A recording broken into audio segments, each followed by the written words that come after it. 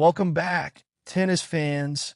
In a shocking turn of events at the 2024 U.S. Open, Novak Djokovic, the defending champion and 24-time Grand Slam winner, was unexpectedly defeated by the young Australian talent, Alexei Popyrin, in a thrilling third-round match. Djokovic, who came into the tournament as one of the heavy favorites, faced a tough battle and couldn't find his usual form against the aggressive play of Popyrin. What went wrong for Djokovic, and what does this mean for the rest of the tournament? Let's break down this surprising upset. But before we dive into the details, make sure to hit that like button, subscribe to our channel, and turn on notifications so you don't miss any of our tennis coverage. Let's get into it. Novak Djokovic did not go easy on himself when assessing the listless way he performed from the start of the U.S. Open, pointing to his sloppy serving as the main reason the defense of his 2023 title surprisingly ended in the third round. "I have played some of the worst tennis I have ever played, honestly," Djokovic said just after midnight as Friday turned to Saturday. Serving, by far, the worst ever. With 14 double faults, raising his tournament total to 32, Djokovic bowed out with a 6-4, 6-4, 2-6, 6-4 loss to 28-seeded Alexei Popyrin of Australia. Another shocking result at Flushing Meadows one night after 2022 champion Carlos Alcaraz exited. It's Djokovic's earliest loss at a major since the 2017 Australian Open, where he lost in the second round to Denis Istomin. It's also only the third time in the Open era that two of the top three men's seeds at the U.S. Open are gone before the fourth round. The other instances were in 1973 and 2000. "It was just an awful match for me," the number 2 seeded Djokovic said. "I wasn't playing even close to my best. It's not good to be in that kind of state where you feel okay, physically, and of course you're motivated because it's a Grand Slam, but you just are not able to find your game. That's it. The game is falling apart, and I guess you have to accept that tournaments like this happen." Not often for him, though. After all, Djokovic was trying to become the first player in tennis history with 25 Grand Slam singles titles. Instead, after knee surgery in June, he finishes a year without claiming at least one major championship for the first time since 2017. Before that, it hadn't happened since 2010. Also of note, it's the first season since 2002 in which none of the big three of men's tennis, Djokovic, Rafael Nadal, and Roger Federer, earned a Slam trophy. The third-round exit equals Djokovic's worst showing at Flushing Meadows. The only other occasions he was defeated that early at the U.S. Open came in 2005 and 2006. The man who defeated Djokovic 18 years ago, International Tennis Hall of Fame member Leighton Hewitt, is now Australia's Davis Cup captain and was sitting in Popyrin's guest box at Arthur Ashe Stadium. Djokovic, Popyrin said, wasn't playing his best tennis.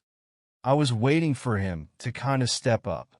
I didn't want to be one of those moments where Novak kind of stepped up and came back from 2 sets to love down," Popyrin said. "That was going through my head."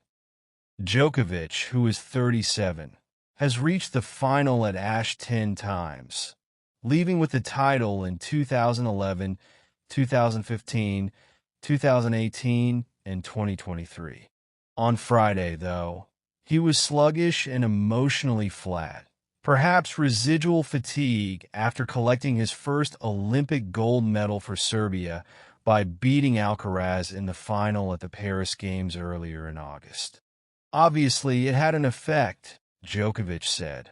"I spent a lot of energy winning the gold, and I did arrive to New York just not feeling fresh mentally and physically.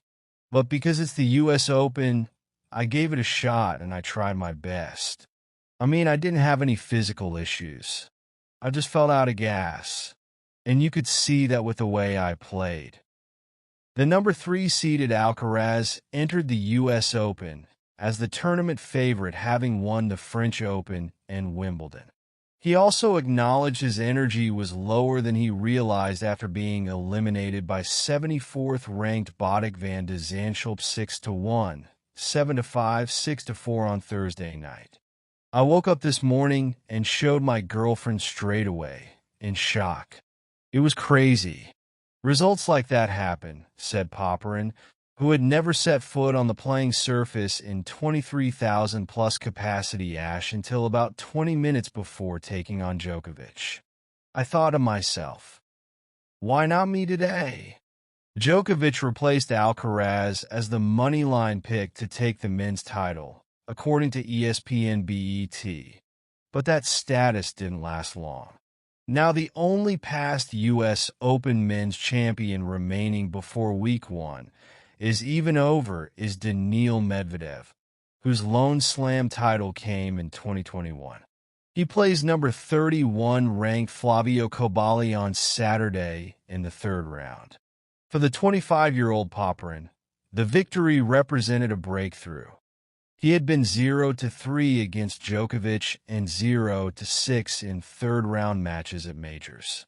But the strong-serving Popyrin is playing as well as ever, coming off the biggest title of his career less than 3 weeks ago at a hardcourt tournament in Montreal, where he picked up 5 wins against opponents ranked in the top 20.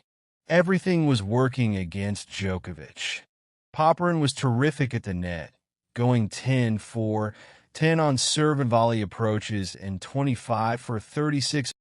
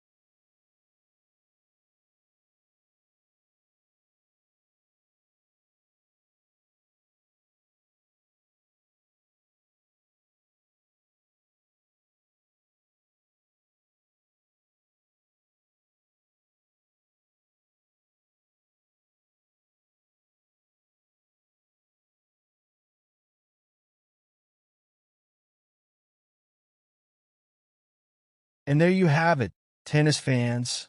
Novak Djokovic's early exit from the U.S. Open at the hands of Alexei Popyrin marks one of the most unexpected turns in this year's tournament. As Djokovic reflects on this surprising defeat, we can't help but wonder what the future holds for him after such a challenging match.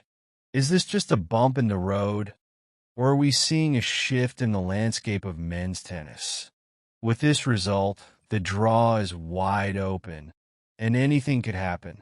Make sure to stay tuned for more updates and analysis as we follow the rest of the action at the U.S. Open 2024. If you enjoyed this breakdown, don't forget to like, subscribe, and hit the notification bell so you never miss an update. Thanks for watching, and we'll see you next time.